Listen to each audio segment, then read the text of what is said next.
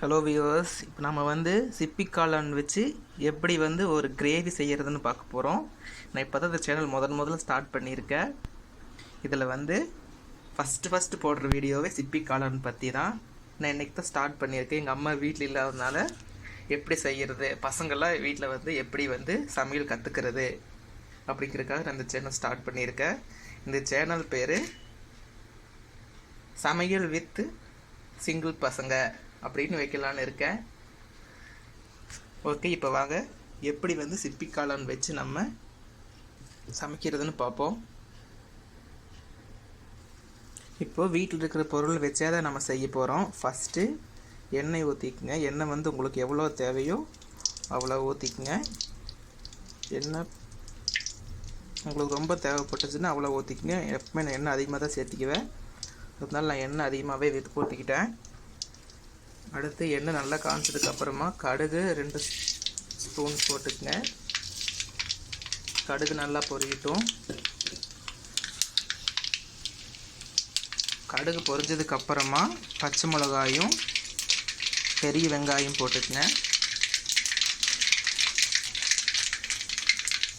கடுகு நல்லா பொரிஞ்சிச்சு. அடுத்தது பச்சை வெங்காயம், பச்சை மிளகாவும் பெரிய வெங்காயம் போட்டு நல்லா தாளிச்சு விட்டுக்குங்க.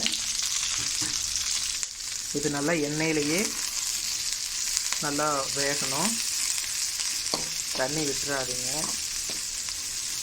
நம்ம கொஞ்ச நேரத்துக்கு தண்ணி விடாமையே தான் இதே செய்வோம். கொஞ்சமாக உப்பு சேர்த்திக்குங்க. இது நல்லா கொஞ்சம் பொன்னிறமாகட்டும். அப்போ தான் நம்ம அடுத்து தக்காளி போட முடியும். பொன்னிறமாக வர்ற வரைக்கும் இது கொஞ்சம் வேக விடுங்க. இந்த மாதிரி வந்துடும். இந்த மாதிரி வந்ததுக்கப்புறமா நீங்கள் தக்காளி போடணும்.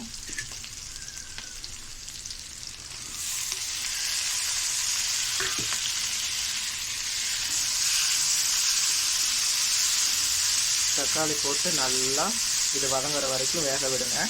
தக்காளி போட்டுட்டு அடுத்து கொஞ்சமாக உப்பு சேர்த்திக்குங்க. உப்பு சேர்த்துக்கிட்டு அது கொஞ்சம் வேகிறதுக்கு நல்லாயிருக்கும்.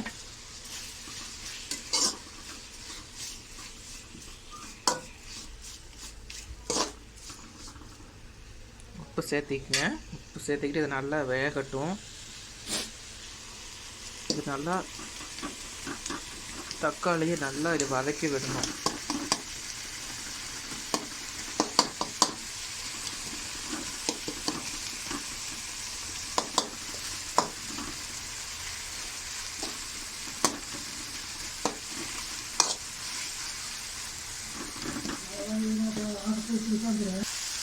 அடுத்து இஞ்சி பூண்டு பேஸ்ட் இப்போ போட்டுக்குங்க.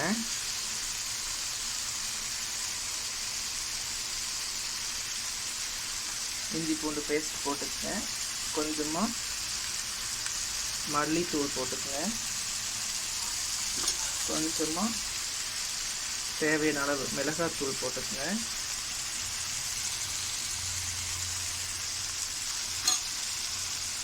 சிக்கன் மசாலா கொஞ்சமாக போட்டுக்குங்க. போட்டுட்டு இது நல்லா கலக்கி விடுங்க. அப்போ தான் நமக்கு இது ஃப்ளேவர் கிடைக்கும். பாருங்கள், நல்லா எல்லாமே வதங்கியிருக்கு. இந்த மாதிரி எல்லாமே இது வதங்கணும்.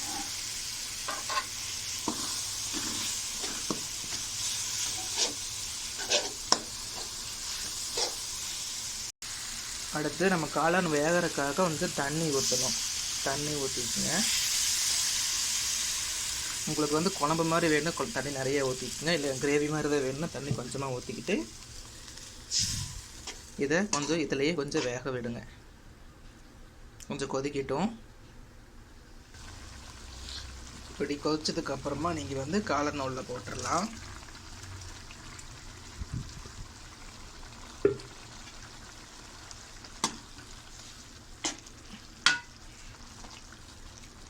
காளான் இப்படி உள்ளே போட்டுட்டு கொஞ்சம் தெரியல அப்படி பண்ணி விட்டுருங்க.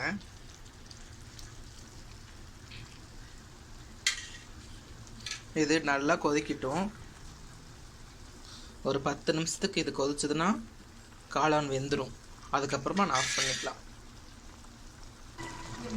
இப்போ பார்த்தீங்கன்னா இது நல்லா கொஞ்சம் சுண்டிடுச்சு, கொஞ்சம் வெந்த மாதிரி இருக்குது. இது வெந்துருச்சான்னு பார்க்குறதுக்கு இதை எடுத்து கொஞ்சமாக இப்படி அமுத்தி பார்த்தீங்கன்னா அது கொஞ்சம் நல்லா கசிஞ்சு போச்சுன்னா அது வந்து வெந்துருச்சுன்னு அர்த்தம். இன்னும் கொஞ்சம் இது வேகணும். எனக்கு வந்து கிரேவி மாதிரி இதை வேணும், தண்ணி கம்மியாக விட்டுருக்கேன். உங்களுக்கு வந்து குழம்பு மாதிரி வேணும் அப்படின்னா நீங்கள் வந்து இதில் தண்ணி அதிகமாக விட்டுக்கலாம்.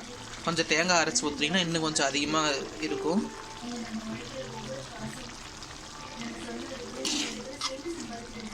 இன்னும் கொஞ்சம் நேரம் ஒரு 10 நிமிஷம் இருந்துச்சுன்னா இது வந்து ரெடி ஆயிரும்.